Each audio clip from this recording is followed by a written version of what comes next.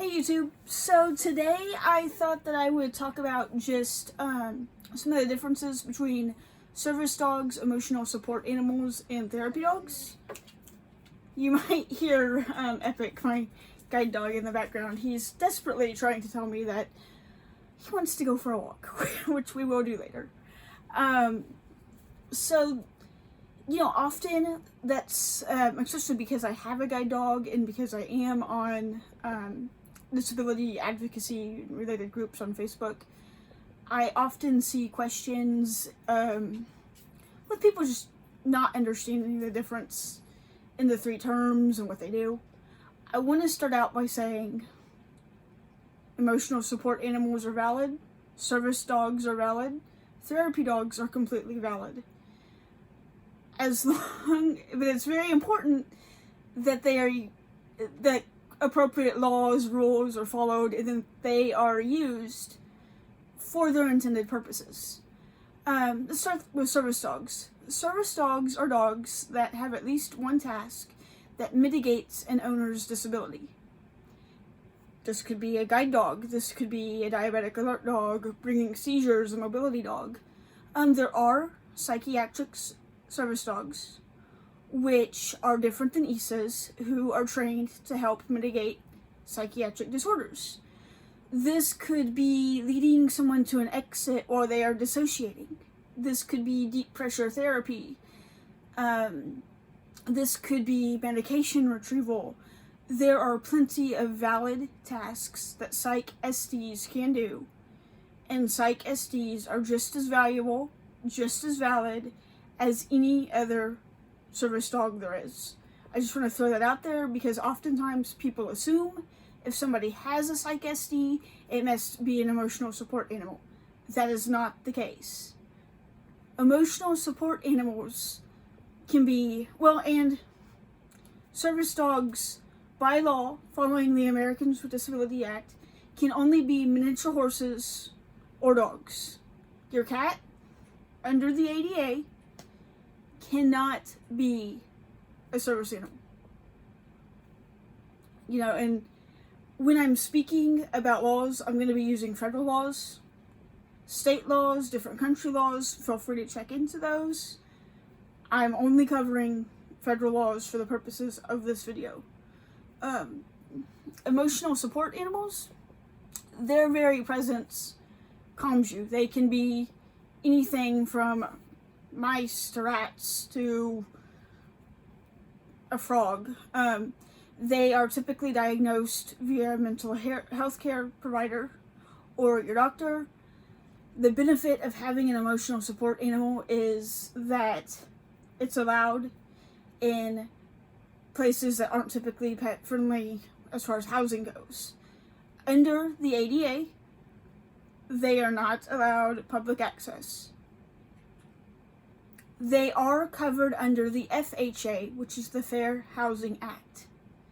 The Fair Housing Act is the act that covers, they class them as assistance dogs, they cover ESAs and service dogs. That's the act that you want to talk about when you are discussing your right to rent in non-pet friendly accommodations. You do not want to talk about the ADA. Now, therapy dogs, they are dogs that you get to assist other people. Those are the dogs that you take into hospitals or libraries or various places.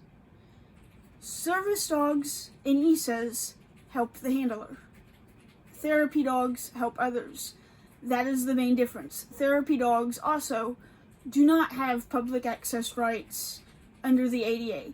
They are allowed to go to places to perform their service. This has been worked out with the individual and the organization. I fully encourage therapy dogs. They are awesome. Definitely, if you have a dog that you think might excel at that, by all means, get involved with an organization, find out what training you need to do, go for it. Something else I would like to address is the fact that in the USA, there is no registration, no national registration for service dogs. some various local governments and states have voluntary registrations that you can choose to register with, but not registering does not make a dog not a service dog. Service dogs are not required to be vested or identified in any particular way as service dogs. They are not required to carry around some kind of ID to show you some kind of ID. That's not allowed. Businesses are allowed to ask 2 questions and 2 questions only. Is that a service dog, and what task does the dog provide? That is all they are allowed to ask. I encourage businesses to ask these questions. Businesses should also know that even if a dog is a service dog, if they are causing a disruption, if they are a danger, you may ask the handler to remove the dog. You cannot kick the handler out of the store or refuse service once they come back without the dog, but you can. And I encourage you to. You know, if it's a case where a dog just is laying down weirdly or something, whatever, but if there is a dog, service dog or not, it is barking, it is lunging at people, you believe that it might bite someone, you are within your rights to ask for that dog to be removed. That's completely legal, completely allowed, and I quite frankly encourage it.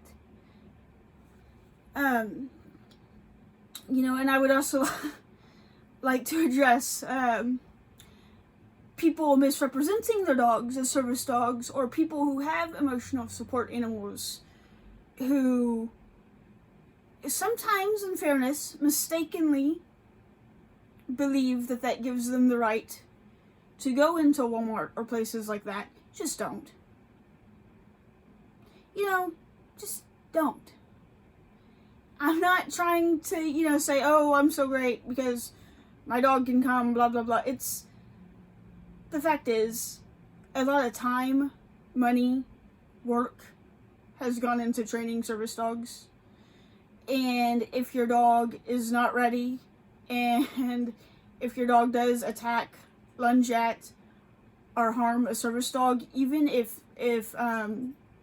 physically the dog doesn't have to be retired, there are cases where there's reactivity issues that will develop and other such things.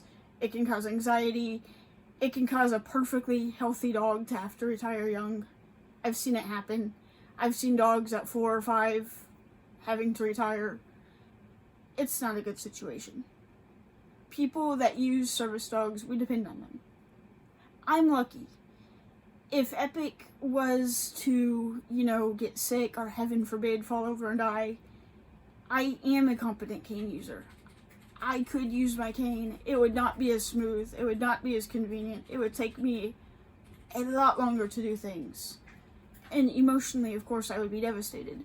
But people who depend on their, for like, alerts and health alerts, you could potentially be taking somebody's life-saving treatment from them. And that could have consequences that you would never even know. All because you wanted to take Fluffy into Walmart.